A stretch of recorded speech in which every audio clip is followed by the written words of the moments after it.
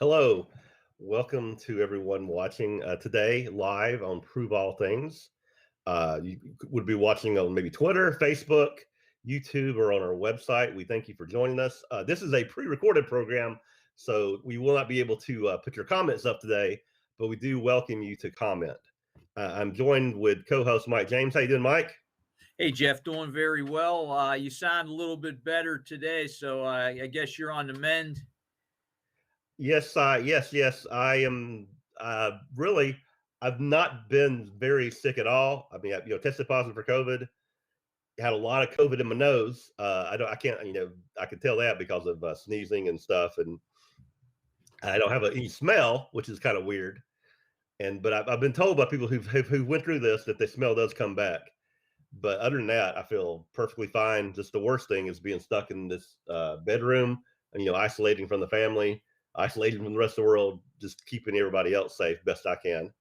So good, very good. Yeah. So I guess with the day that people will be viewing this, I'll be ready to shut down my house and then leave the following day for California. So I hope that the next time we're live, I've got my house with Wi-Fi, and I'll be able to give you a live program from the new house. So I hope it all works out, and we'll see everybody on the other end of this. But we wanted to get this this program in, try to keep that record going of a weekly program. Are you going to bring that background with you, or are you going to try for a different setup? You know what? I'm going to expand, but I'll have this background with me, but I'm going to expand once I get out there, give you more of a California feel. So I got to think about it a little. Okay. Definitely. All right. We are joined today from Texas with Blake Silverstein. How you doing, Blake? Hey, guys. How y'all doing? Hey, Blake. I like that you all with the Texas. Yeah, that's right.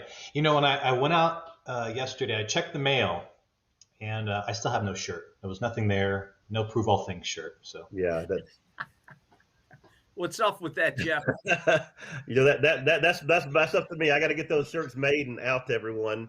So many things haven't just coming up before that, but maybe at the feast or something. Look, COVID is no excuse for you. No excuse for anything. Happy you're feeling better, man. Yeah, and I'm sure isolating has been probably the worst part of that. Yeah. So, and I have to tell people I never really felt bad, so I don't want people to feel bad for me or say, "Oh, I'm sorry," because I just felt like I had a minor head cold. So that's so many people who are doing so much worse that we need to keep praying for those folks. Certainly, and their recovery and stuff, and just I believe do all I can to keep everybody else safe. Is the best thing we can do, I guess, as Christians. Good man. No, absolutely. And I think, we were talking, you called me earlier this week. You're like, oh yeah. And kind of an aside, I tested positive for COVID. I'm like, okay, all right. It didn't seem like it affected you too much, but happy to hear.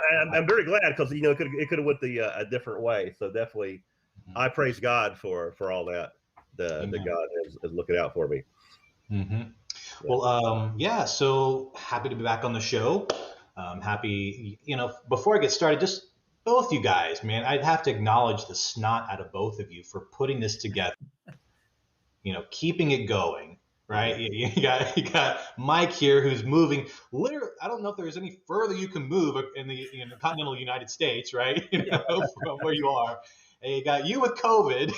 You're like, no, man, we're gonna record. We're gonna, we're gonna trudge on and putting this show together. So, I acknowledge you both for doing this for the brethren. It's awesome. Thanks, Blake. Appreciate that. And I just want to acknowledge you and the other guest hosts that we have from time to time on a regular basis for you guys continuing to come back, continuing to come up with topics.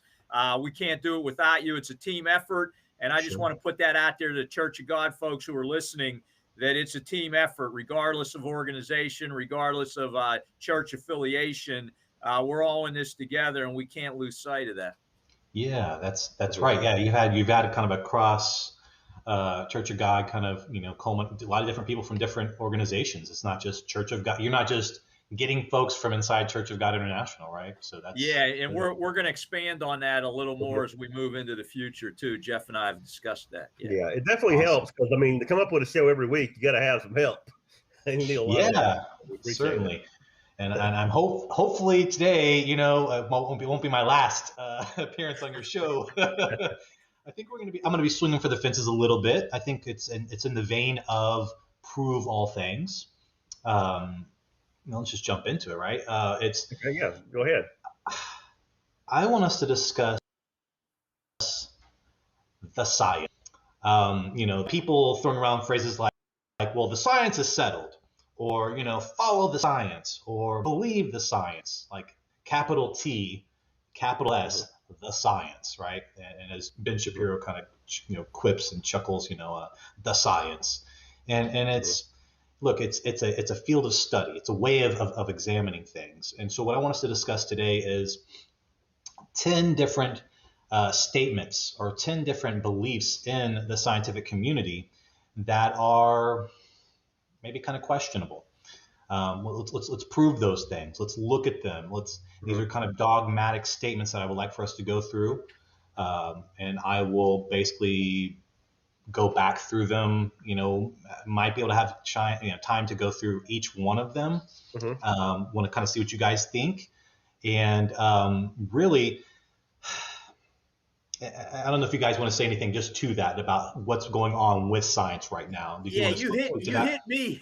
hit me, Blake. There's something popped into my mind immediately when you said that. And if you don't mind, Jeff, I'm just going to bring it up. Let's bring up COVID for a moment. Okay? Oh, here we go. All right, here we go. So this is what I wanted to say, that there's a lot of argument, a lot of debate on both sides of the COVID issue. And people are getting wrapped around the axle because they hear that they should do this or they should do that. And then they hear later that, no, maybe you should have done this or maybe you should have done that. And I think what is so important is science is an ongoing thing. It is not a settled thing. At least most of science is not settled. There's always new information coming in that can change the quote unquote science. So it's a continual thing. It's a progressive thing. What evolutionists thought years ago is discounted by many evolutionists today. They have new theories of evolution today. Right. Of course, I'm a creationist. I believe God did it all. I don't believe in evolution. I believe in natural selection. I believe in adaptation and things of that nature, but I don't believe that a species changes into a completely different species. But the point I want to make is we got to quit fighting each other, especially in the church, when it comes to, well, you should do this or you should do that, and getting dogmatic about things. Science is not a settled thing.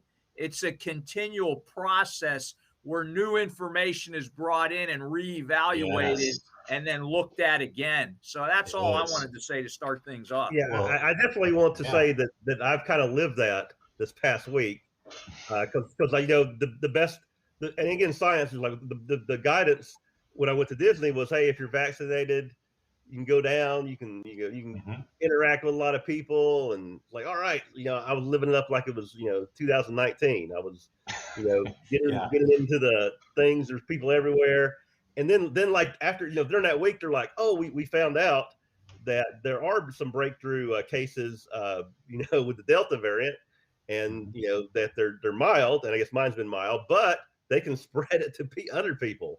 I was like, oh. And so, and that made me feel kind of mad. I was like, well, I want my freedom. But then I understand now after having this that they're just looking at the best science, and they're trying to come up with guidelines based on what they know at the current time. So, so I try not to get mad at folks because things change. Just try to understand why they're making those changes. Sure. And to be sensible, about things, but they're, the science isn't settled, right? I mean, and the issue is that we have well-credentialed experts on both sides of this empirical question, right? That are both kind of picking and pulling at it, and that's good science. That's science that needs to be rough and tumble right? We're kind of battling it out. We're kind of, taking our evidence, our proofs. We're taking our theories. We're rebutting. We're going back and forth. We're pushing and pulling on this thing, because if it's true, doesn't matter what it's true. It's true. It's true. Doesn't matter what dogma you have. And the problem is that there are scientists who will say that the science is settled and don't want to have a discussion. They don't want to discuss it. They say it's already been done. We already know this thing. It's like, hold on, where's your proof? Where's your evidence? That's what science is, right? And there was an article on Zero Hedge called "How Science Becomes Religion," and if you don't mind, I'm going to read a quote from the article. It's really good. So the clearest problem with the admonition to believe the science is that it is of no help whatsoever when well-credentialed scientists, that is, bona fide experts, are on both sides or all sides of a given empirical question. Dominant parts of the intelligentsia may prefer we not know this, but dissenting experts exist on many scientific questions that some blithely pronounce as settled or by a consensus, that is, beyond debate. This is true regarding the precise nature and likely consequences of climate change and aspects of coronavirus and its vaccine. And it's like you hit it right on the head there. And so what I would like to do is for us to go through, let's say, 10 dogmas, and let's see it's inside the scientific community. And dogma is basically inclined to lay down principles as incontrovertible truth. It's not up for discussion. It's just you dogmatically think of something.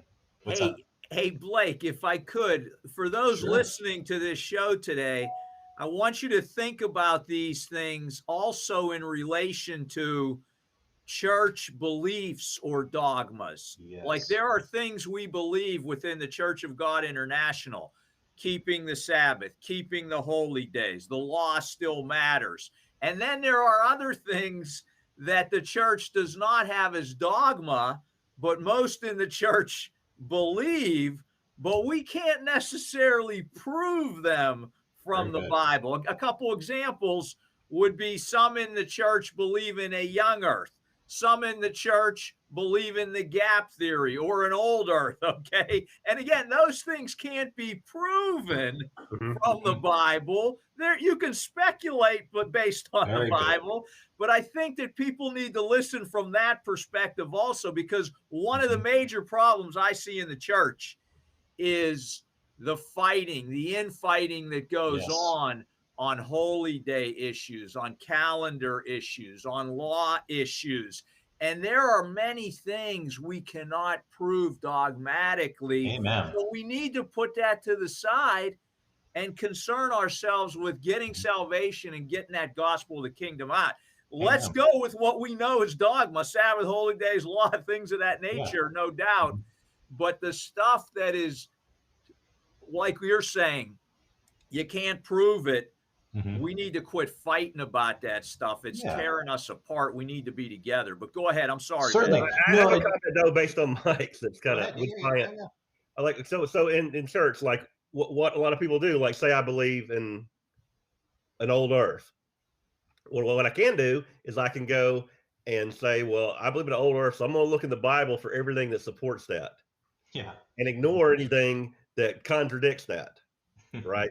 And that's very dogmatic. It's a very religious way of thinking. And science can be that way also, where somebody says, well, I believe this is true, so I'm going to go back and look for only the facts that support why I believe it's true and ignore any other evidence. And that's not right in anything to do that. Great point, Jeff. That is a fantastic point. Again, working for the federal government, some of my years involved analytical work. I got trained as an analyst at the Central Intelligence Agency. Let me tell you, I wasn't able to do it for a long period of my career, but those folks have to look at all of the other information that goes against what they think is happening. And I'll give you a perfect example. The weapons of mass destruction during the Iraq war situation. We got it wrong. We got it wrong at the CIA. And look into that. There's a great book called Curveball that talks about how we got it wrong and why we got it wrong. And it can help you look at anything in life that you're dealing with where you got two sides giving you different information, how to address all of that information and come up with a best case idea, even though you're not sure. That's what intelligence is. It is a gray area, and a lot of theology is a gray area too.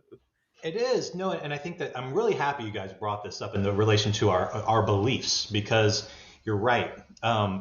You should be able to look at your Bible and say, this is the reason why I believe these things, right? This is the scripture that I believe, in the Sabbath. This is the reason why I believe this. And there's a lot of things that are dogmatic about our faith that we need to say, hey, look, I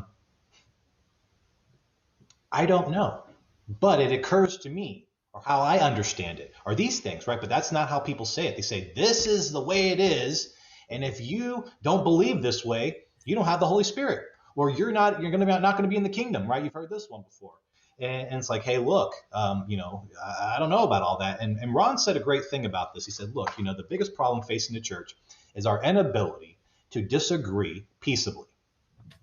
It's like, oh man, yeah, right? It's like, how eloquent and how accurate. And we don't say, and he said there was like three things. There's like, look, there's what's scriptural. You can prove it absolutely. There's what's implied by scripture. You can kind of like extrapolate from scripture. And then there's like, you're way out in the field. You're way out in the weeds.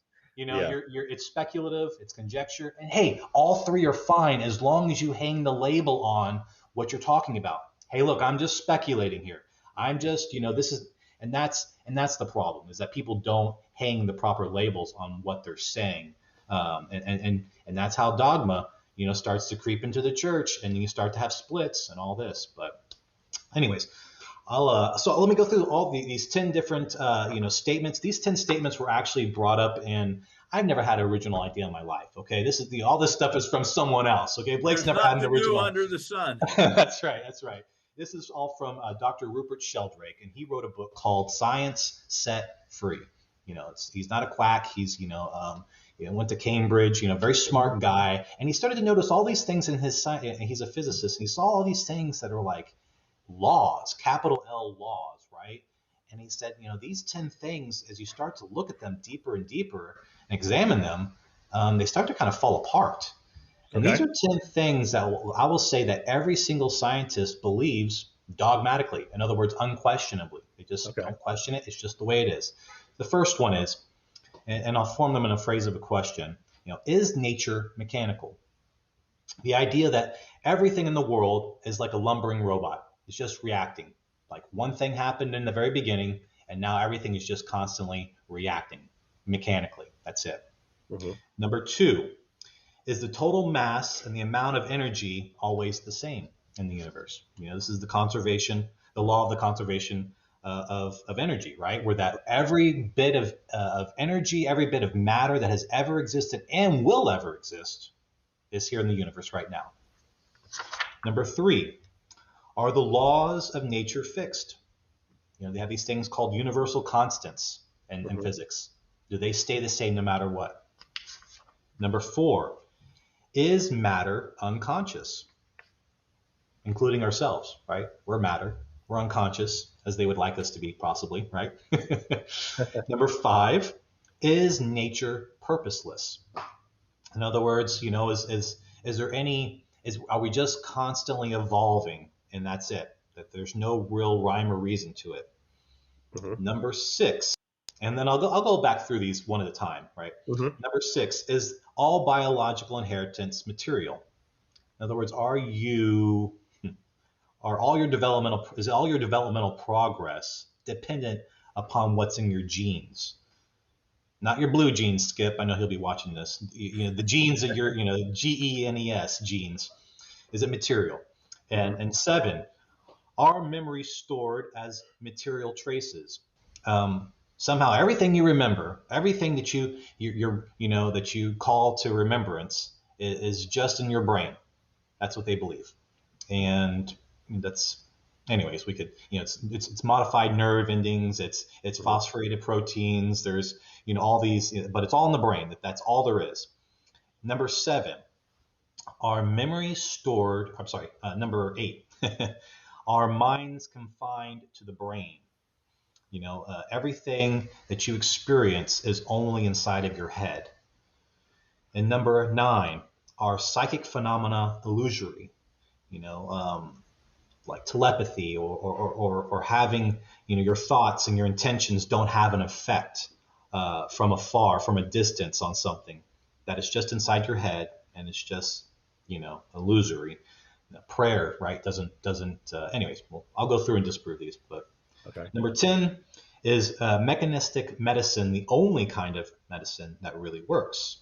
And if so, this is probably the reason why governments only fund and give grants to our organizations that research this kind of medicine. So, Anything you guys want to say? let me understand this, Blake. Are you saying that this gentleman is saying that those 10 items you just gave us are what are considered by scientists doctrinal in science? Could I say that? Yeah. Okay. And not even, yeah, he says, look, these are unquestionable. That's ridiculous. Of Okay, course yeah, they should- I would argue immediately with some. I got some examples for some of those Yeah, Right. from even scientists who would That's right. argue against. That's right. Yeah, well, And that's what he was saying. I would say, and I would question him, is he sure that all scientists believe this? Because I think there's He'll say majority. He'll say majority. He would say Okay. majority. And I think he would agree that there are they're called materialists, right? They don't Right. believe and that dominates academia. I mean, that this is, if you if you dissent from some of these dogmas, you're considered a quack. You're considered to not be a part of real science, Okay. And that's what he's saying. Look, we're finding things, and how often do you hear, we thought this thing 5 years ago, but now we've found out that it's actually this other thing. Sure. Yeah. Why isn't that true for these other things? And don't get me wrong, science is awesome, man. Science is great. Here we are. We're talking on, face to face. You're, across the country. You're across the country. I'm across the country. We're recording it to be broadcast at a later date. I mean, this is all technology that has been given to us through science. Yeah. By God, though. By God. That's the thing that people don't get. They're like, look, somehow, all truths are God's truths. St. Augustine said this, right? And it's like, look, don't get this twisted. All these things came from God, and we're kind of tumbling to these things. And his biggest gripe, his biggest qualm with all of this is like, you say they're laws, capital L laws. Aren't they more like habits? Aren't they things that we've kind of noticed that they're likely, they tend to go this way? But to say that they'll never change, they'll never evolve, which is interesting. He's not a religious guy, by the way. I think he's agnostic, right? He believes he is not, Christian, but he's just saying, look, you can't just be dogmatic about all this stuff. So, anyways, yeah, these, and this is something that is across society now. You'll have people in office that believe this kind of stuff. They're making laws. They're making social decisions. They're making decisions on vaccines. They're making decisions on society, economic decisions, right? We have these scientists who are being held in capacities as politicians. Look, a politician has been trained and developed and thinking about policy, about the trade-offs, right? These aren't trained politicians on policy. They're just experts in their field, but they're being, Dr. Fauci is anyways, I don't want to get too far. I just think they're operating in a capacity that is beyond their training. And maybe you guys, I don't know what you want to say to that, but. Well, I would say that, I guess this situation has kind of forced that upon us, where we are, people are seeking information, seeking the best guidance on how to address this, and you have to find out, what do you know? This guy here, he knows something about infectious diseases. This person here knows this.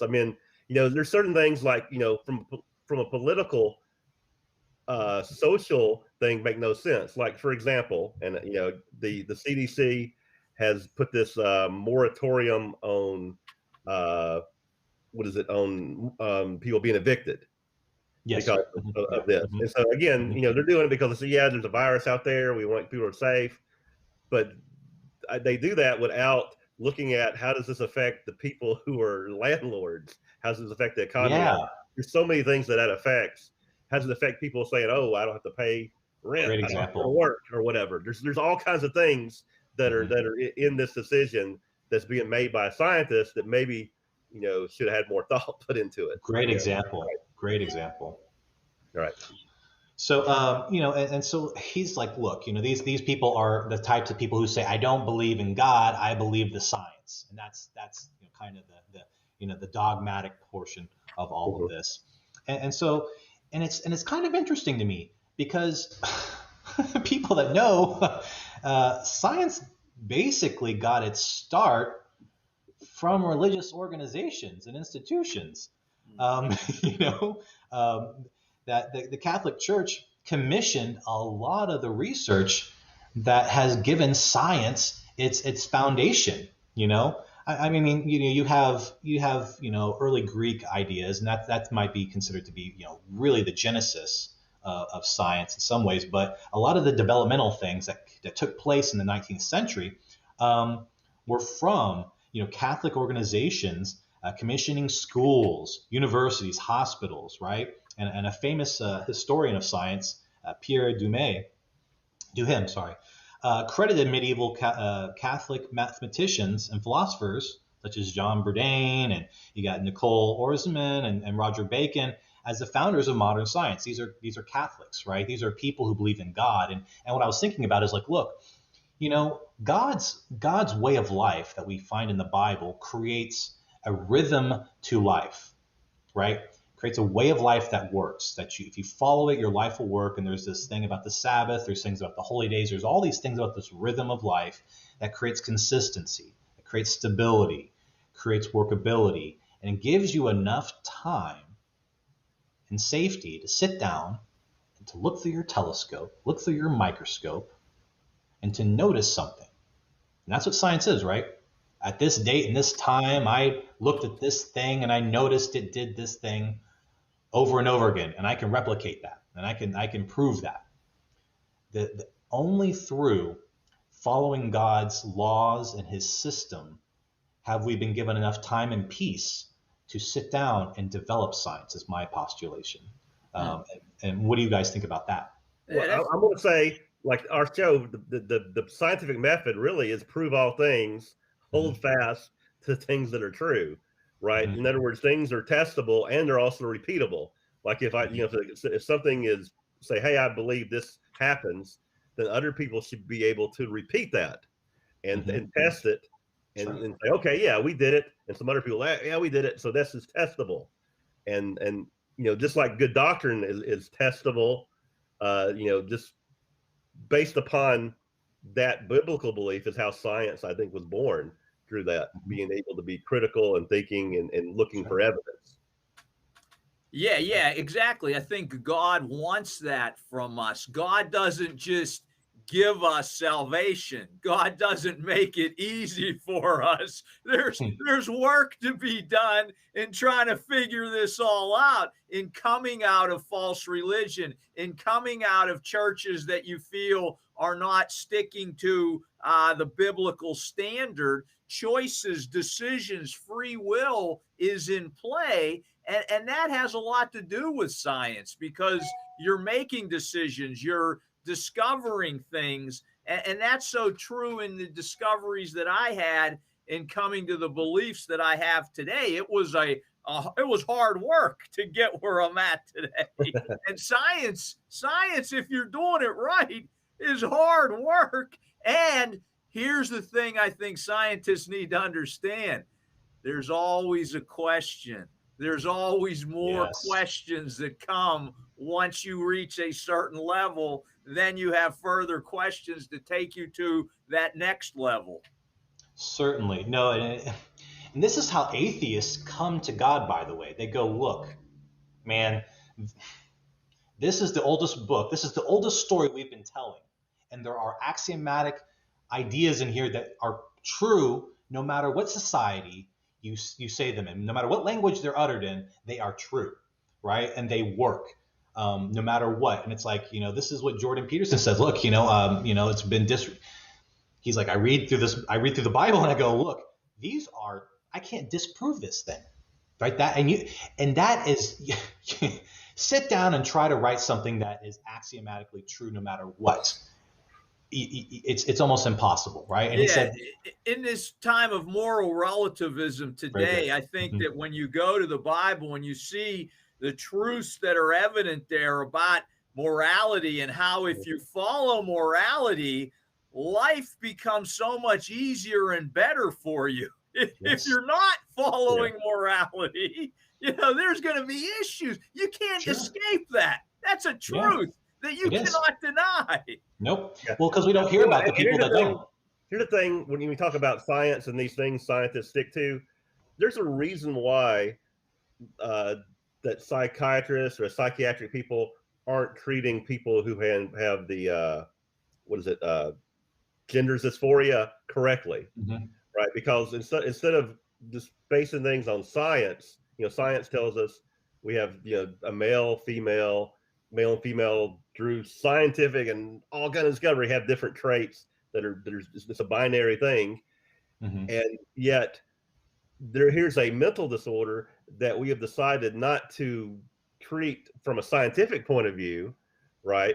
We treat it now from more political point of view, and and I would say, for example, there was a disorder that was really big in like maybe 1800s where people thought they were made out of glass. They was like people believed it, and they said, it was just, and a lot of people just suffered and thought they were made out of glass and they would break. And so the worst thing to have done for those people is to pretend that they were made out of glass, right? That's right. That's right.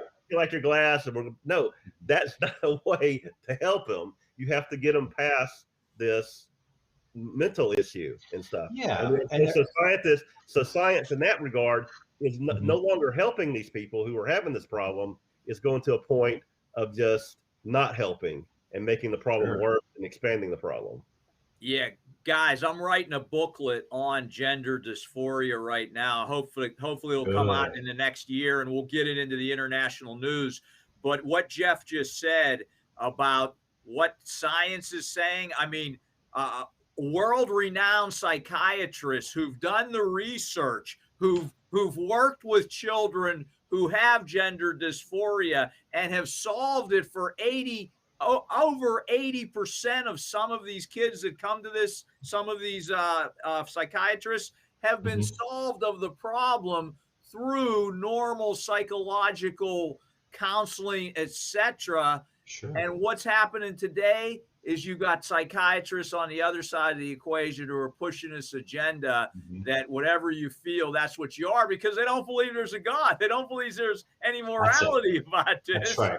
And they're going in that direction. And the book is called Irreversible Damage by Abigail Schreier. Read that book. It's an eye-opener. And I'm going to discuss a lot of that in the booklet I'm writing on this subject. Yeah, awesome. That's just an obvious thing we can see where science is not being looked at, or they're saying, well, the science says, how we're treating these folks. Well, that's not what the science says. That's just what you say. All the evidence actually shows something different. And I'll bring up the nuance of intersex, right? The idea that there are some that have, let's say, that they're, they have both genitalia, right? Yeah, and that is something that does happen. Yes, that does happen, and that's difficult to deal with. But it's like 0.0001% of people have this thing, and so we're applying something that is a new, like an outlier, and then making sweeping changes to all of our logic and our rationale and our science on gender based on the outlier. Now, those outliers, like you just said, need to be treated in such a way where they go through a customized, unique treatment process, like most things, right? And that they have a way, to now say that small case now sets the model for everything else it's lunacy, it's ridiculous. And you said it earlier, which is great, which is it's because it comes from their disbelief of God, right? They don't want that judgmental God in the sky telling them what they can and can't do. And this is from Aldous Huxley. He said, look, he was an atheist, and he wrote A Brave New World. And he said, look, at least he had, in Yiddish, you have a word for gall. It's called the chutzpah. He had the wherewithal to say it. Go ahead and say it. I didn't, look, we were moral relativists because we didn't want that God interfering with our sexual proclivities. It's like, at least he said it. Right. Most people say, oh, no, it's just there's no proof that he exists. It's like, man, get out of here with that. Yeah. If you look at some of the early evolutionists, I'm going back to Darwin's time, those who were getting into that philosophy that Darwin got going, many of them were dabbling in the occult, in black arts. It's an interesting read if you look back and research some of those early evolutionists and what they were getting involved in. Sure, and really, what happened is there was this departure from the materialist idea, theory was really coined and brought to light by starting in the early 19th century. This is when it really became, they divorced God from science, right? Was from Rene Descartes. This guy that's I think therefore I am guy. Remember this dude? No, dude, you are and you think. That's you got it all twisted. And this guy was basically to the point of such a strong materialist that we're such lumbering robots that are just chemical reactions happening, that he would perform examinations on live animals and not administer anesthesia, because they're just reacting. They're not feeling pain. He would say that they're much like a horn is just making a sound once you push air through it, or when like a bell rings whenever you tap it on the side. I mean, that's the kind of evil that develops from science without God. And I mean, you want to look at some horrific things that have happened in society. Talk about atheist, regimes that have killed more people than any other, belief system. People say, oh, well, all these crusades, religion's been, responsible for all these deaths. Like, hold the phone. What about Mao? What about Stalin? What about Hitler? These men. Anyways, really... no doubt, religion has made mistakes too. I don't argue that point. But those people who were making mistakes in religion, I submit to you, they did not understand their religion well enough. And you're right on there, Blake. Look at Mengele and the Nazis. Look at the communism and what it has done. Whether it's in China or the old Soviet Union or Cambodia.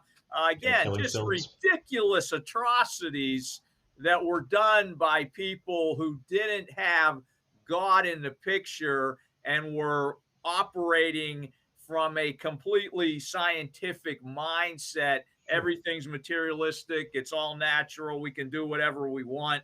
And look what they wrought upon their societies. Yeah, I mean, cold-hearted evil. I mean, that's what I think of when I think of just cold, calculating, needless eaters, right? What they call needless or feeders or whatever. I can't remember what the term they use for eugenics, but that they were, horrific, right, things. And this was all, again, it's kind of, and they're doing it dogmatically. And so anyways, this guy gets into, look, he can hoist them by their own petard, right? He can hoist these dogmatic statements by even just science itself, not even getting into godly things. I want us to get into some scriptural things that will actually talk and disprove some of these things. The problem for me is that there are some Christians out there who feel like they can ride both horses, right? That they can be dogmatic about, and they're scientists and Christian, right? And there's nothing wrong. I think that both you guys are strong Christian men who like the scientific method, who enjoy this kind of hypothesizing and using the scientific method to come up with God's truth. That's a great thing. But there are some people who do, Christians who think they can dogmatically hold these things to be true and be Christians. Like, no, man, you can't do that. It doesn't work. Yeah, I think theistic evolution, which is people who believe in God of the Bible, and then they say evolution is real. Again, I don't agree with that at all. I've talked to some of them, and I've got some real issues with how they view the world and see science through that prism. Yeah. Sure. Well, so let's look at the first one. Is nature mechanical? This idea that there were nothing more than lumbering robots. Richard Dawkins, wrote in his book The God Delusion. Let's talk about the science delusion. Okay, that we are just lumbering robots and that we're just constant chemical reactions. It's like, hold on, man. If you're a Christian, you have something inside of you that is beautiful and awesome and unique, and that is different than any other thing in creation, called the Holy Spirit. We know this. 2 Corinthians 1:22, he anointed us, placed his seal on us, and he put his spirit in our hearts. 1 John 4:13, hereby know we that we dwell in him, and he in us, because he hath given us his spirit. Right? 2 Timothy 1:14. I can go on. There's a lot, right? There's tons of statements in the Bible that say you are not just a lumbering robot. You are not just reacting. I saw a story yesterday that made me think of how nutty some science can be. And it was like they were discussing, like, what should we qualify as a person? And they were and the argument of this person, I guess, writing this, was that we should probably consider all animals people, because they're individuals and they have life, because they're no different from us. Yeah. And and they're saying, hey, a gorilla's a person, because so what is there's no really difference. Maybe they're not as smart as we are, but they have the same kind of person rights as we do. If you have that point of view, if you don't understand there is something innately different in human beings than there is in the rest of animals. C.S. Lewis said, look, a rock falling from a high distance is following the law of gravity, which makes it not only a person but a citizen. Right? I mean, at that lunacy, that degree where they're coming from the presupposition that God does not exist, right? The Bible is not true. That's the logical conclusion to such an absurd, preposition. So, and then they have it that, and I thought I'd bring up Romans 1:20, which talks about, for since the creation of the world, his invisible attributes, that is, his eternal power and divine nature, have been clearly perceived, being understood by what has been made, so that they are without excuse. I like the way the NIV puts it a little bit better here. For since the creation of the world, God's invisible qualities, his eternal power and divine nature, have clearly been seen, being understood from what has been made. Everything we see around us, all these amazing, wonderful things, have come into existence. And that he says so that people are without excuse. These scientists, when you look at it, you observe something, and you go, "Whoa! We shoot a photon into a vacuum, and it lines up in the top left-hand corner, no matter which angle, no matter which trajectory, no matter what velocity. That's incredible. That's amazing. That's God," right? No, they don't say that, right? They say, "Well, that's an interesting law. This is that law." And it's like, man, it's why don't, and even I think it was Einstein that said, whenever he was talking about quantum entanglement, right? This idea that an electron is never the same once it touches another electron, and once they go away, they still, when you move one on one side and the other one does the same thing. And it's like, he said, that's spooky action at a distance, right? It's like, no, dude, that's called God. That's God. That's God. So they don't say these things. They say, well, that's a new and so what they come up with is they say, look, we understand the universe, and we're just going to fill in the details. We're going to just give us a little bit more time, and we'll fill in all the details. Yeah, that's originally what they believed about evolution, that the intermediate transitional animals would be found. Well, they haven't been found. That's right. There would have to be so many transitional animals that they should be everywhere, but they haven't found them. They haven't found them. Just give us enough time. We'll sprinkle enough time on it, and we'll fix everything. That's their answer for everything. Give us some time, and that's called dogmatic. You're adhering to something without the proof. Yeah, I was challenged by, I guess, an atheist to read Richard Dawkins' book, The Greatest Show on Earth. He says, you read this book, then you'll understand why evolution is true and stuff. And I read Drew that book, and Richard Dawkins, he's a really good writer, and he does a really good job of explaining how DNA works and how all these things relate together, and he gives examples of dogs.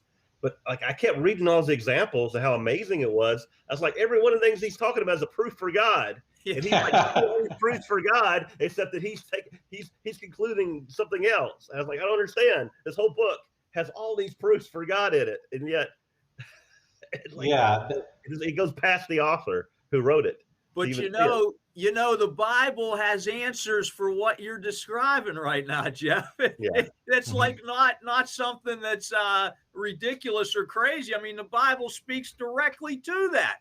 The majority of people aren't going to get it right now. Well, so when God created everything, if He told us, okay, so what I did is I took all of the potential energy of starts explaining all the quantum mechanics behind what He's doing. Would that help us at all? No, he gave it to us in a way, not using prose, but using poems and using demonstrative language that would help us understand, or help the people at the time understand what it was He was doing, with the kind of language that would have made sense to them. And guess what? It still makes sense to us today. That's how amazing the Bible is. That's the things that were said back then to ancient peoples still makes sense to us today, and still is still true. That's the incredible thing. That's why this idea about the axioms. But look, there's so much more than in nature, let's call it, in this physical world, that has influences from the outside, from the spiritual realm, from God ongoingly. There's so many things we could point out in the Bible that disprove this dogmatic statement. Again, and another thing, just to think about this. I mean. Sure. I mean, science has its place in that, it's good to observe things and we can figure out how things work. It led to engineering. We're able to do cool stuff. You can learn a lot from that, but science can't explain how Jesus turned water into wine, right? Like give me a scientific explanation of how Jesus turned water into wine, because there isn't one, because it was beyond the physical world. And that was the point of the miracles. If you're involved with that God in your life, there's going to be a lot that occurs to you that is beyond this physical world. Yeah, and that was the point of the miracles, right? Was to say, he was kind of like to say, hey, look, in this crazy mechanical appearing world, I'm doing something that is beyond belief for you, to prove my divinity in some ways, right?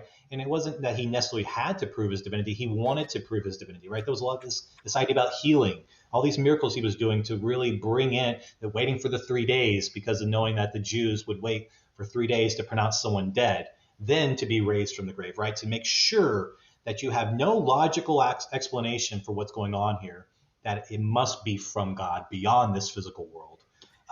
What's interesting, guys, is that, within the last 100 years or so, actually less than that, science is actually punching up against an area, what we'll call it quantum mechanics, quantum physics.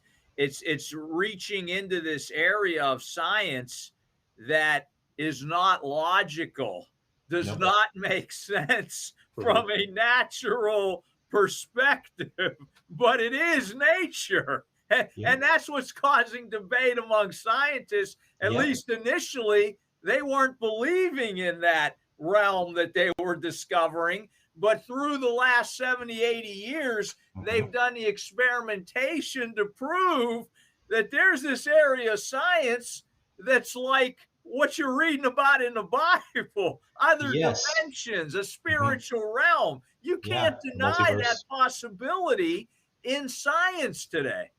Yeah, you have these people at the heart of science, right? The peak, the pinnacle of science, that are religious, because they say, we've seen it. We've done the experiments. The only explanation we have is that God exists, and that's God. That's why it's, for him to say, all scientists are dogmatic is like, hold on. We say majority. Anyways, let's the next one is, and I think we'll probably just have time for this next one. Maybe I'll probably have to come back on for the others. But it's a good topic, man. I like it. Yeah. Okay. Good. I'm glad it's resonating. Is the total amount of matter and energy always the same? This idea that the conservation of energy, and I think it's the first law of thermodynamics. Is that true? And it's like, look, man. I think it was the 1960s that we came up with the idea of the Big Bang. Um, it's like, which miracle are you going to believe? You Right. know, the Big Bang is a miracle. Like Yeah. suddenly out of nothing, Yeah. everything just all the laws, all the matter just came into existence. Yeah. Doesn't that disprove that law, right? That all Right. energy is the same, that it doesn't change, that all the law, you know, so, and also Yeah, even if you because did, what they say, Blake, is all that energy was this compact. so That singularity. everything in the universe was down Yeah. to this level, this Yeah. size, Yeah. or smaller. That's like what? What? Wait. Where's your proof? Well, we can't prove it, but just give us Yeah. enough time. We'll Yeah. get there. But even then, let's say we did believe in it. I always say this: the Big Bang means a big banger. You know, God Yeah. could have very well created all. You know, let there be light. Boom. You know, I mean that. So even then, it's like Yeah, actually, what it is this evidence. We have evidence of a beginning. That's what we have evidence of. Yeah, Now, very good. go Yeah. and do physics and like trying to figure out how's all that stuff fit into there. And so they come up with all these physics models, not thinking that God just could have just started it there and expanded it without having to worry about all the other parts. You know, Sure. they're trying to create a physical model of something that didn't need a physical model. You know, it was just a beginning, and we know there's a beginning. We know that from from observation. It's like, okay, and you know about conservation of energy and matter or whatever. All right, so loaves and fishes, right? So, That's right. That's a very good one. Yes, I didn't think about right, that loaves one. and fishes. Did he take some dirt and convert the dirt into loaves and fishes? You know, to conserve matter, or did he create new matter? New, you know, and it seems like he created new matter. Well, hey, listen. What did science once say? That they didn't believe the universe was expanding, but now the prevailing theory is that the universe is expanding, and they've done numerous experiments and what do they say about an expanding universe? That new stars are being created, new planets are being created out there in the edges. Okay. Yeah. Mm-hmm. So what about that? Well, the idea, I think that their excuse for that was that that there's this expansion, the big expansion, and then there's going to be the big crunch, right? They're coming back together. Right. And that's the prevailing thought as well there. And then there's this idea of the multiverse, right? That it's kind of this undulation, this kind of oscillation of a. And anyways, can they prove it? I mean, they have the redshift. I mean, this whole idea about redshift, and even there's a lot of debate about redshift, and that there is some holes in that theory. The Higgs boson particle, they're looking for all this stuff that for dark matter and dark energy. But what else? So yeah, in the beginning, God created the heavens and the earth. The earth was. I mean, it's there, right? We already have our. And so Christians, I think, need to kind of get themselves into a place where they are. If you believe in the Big Bang, you have to. I think you kind of have to have the angle of that God maybe used that model to create the universe, and how that is not necessarily problematic. Mm-hmm. But also the miracles in Egypt, right? I thought about this. That seems to defy this law of thermodynamics, right? All these different things that God had take place. The water in the Nile being turned into blood. That had to have monkeyed with all of this. These laws, right? They're habits. They're things that we've noticed that are normally true. But God is all powerful. He can do all kinds of things. Right. Where did all the locusts come from? Where did all the lice come from? Did he just create it right then and there, and cause it to go on the Egyptians? Sure. So I mean, there's a lot of things that we could say about God bringing materializing. There's angels that materialize. That are from the divine realm that we've talked about on the show before, right?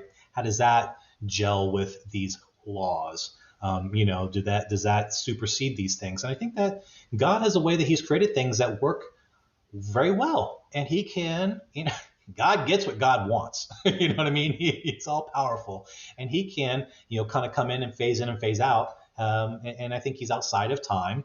We could get into time. That's a big issue that we could talk about. Is about time. but it's the end of the show here. That's another program. Yeah, for sure. Well, we could end on that. I could get into, are all the laws of nature fixed, which is the next one, and they call them universal constants. Hey, how many did you address today, Blake? Two. So yeah, so we're gonna revisit this a couple times with you. Okay. Yeah. And what it wasn't, I was like, hey guys, before the meeting, I don't know if I have enough material for us to, and Jeff was like, oh, get out of here. There's never, we always have enough stuff to talk about, Yeah. But, Good stuff. Well, thanks for having me back on. And I think the takeaway, if anyone was listening to the show today, is like, look, we're not proving or disproving any of this stuff. We're just saying, look, it shouldn't be unquestionable.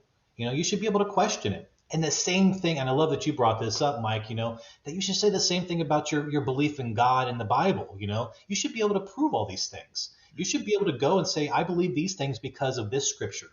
And if you can't, get to reading, and that should be for your an operating model for life. And so we're not saying all these things are true or not true, just saying that you should have a logical explanation for them.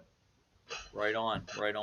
Yeah, I mean, we do believe that you can prove things, and there's things you can have a solid, like I believe in the Sabbath day, and the only thing that would change my mind about that would be somebody could show me in the Bible where it was changed.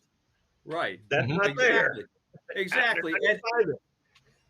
And you got to understand, you could argue with Catholics and Orthodox till you're blue in the face, but you got to remember something.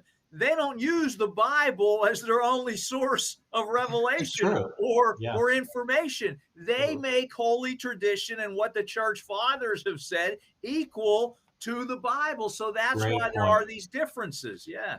Gives you an opportunity to have empathy for them, by the way. That should be an access to, hey, look, because we're not going to prove people by being combative, right? We're going to peaceably disagree, say, I don't agree with that because, look, how often has man been wrong?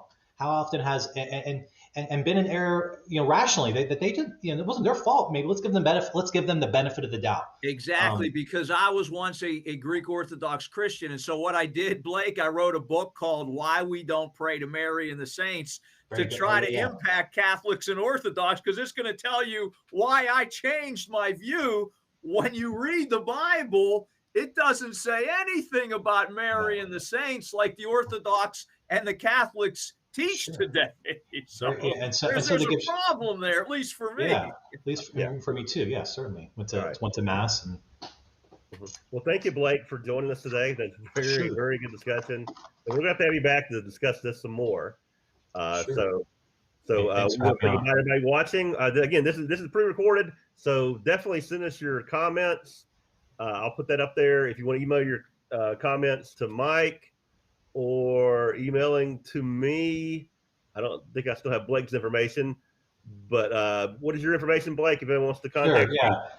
Blake at cemnetwork.com. That's Charlie Echo Mike Network.com. So you should be able to reach me there, or you can give us a call here at the office, 903-839-9300. Be happy to right there. Let me see. Blake at cemnetwork.com. You got it. There it is. Okay. All right. So contact Blake. Let us know what you think. Thank everybody for joining us today. We'll see you next week. Take care, guys. All right. Goodbye.